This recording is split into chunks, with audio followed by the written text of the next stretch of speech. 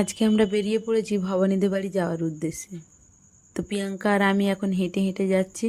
আমরা ঠিক করলাম যে এই রাস্তাটা দিয়েই আজকে যাব। বহু বছর পর আমরা আবার এই রাস্তাটা দিয়ে যাচ্ছি। এই যে রাস্তা এখন আগের থেকে অনেক ভালো হয়ে গিয়েছে।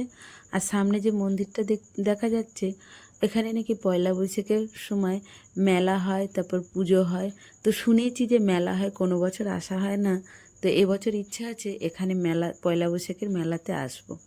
আর রাস্তায় যেতে যেতে দেখলাম এই জায়গাটা বেশ সাজানো। তো সম্ভবত এখানে হয়তো হরিনাম হয়েছিল, সেই উদ্দেশ্যে এখানে প্যান্ডেল করা হয়েছে এবং সাজানো হয়েছে। ভবানীতে বাড়ি এই যে পৌঁছে গিয়েছি, আর এখানে বিরিয়ানি প্রায় শেষ হয়ে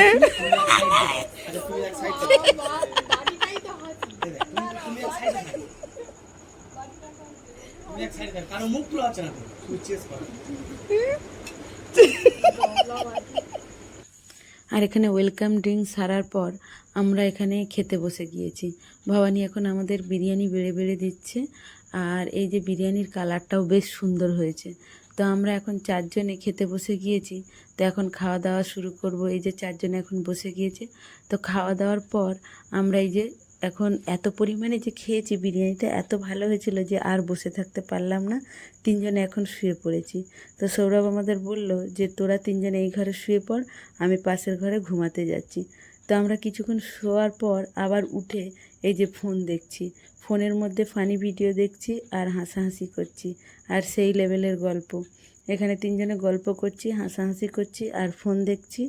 আর তারই মধ্যে আমি ভাবলাম একটু ভিডিও করি, তাই এগুলো সব ভিডিও করছি।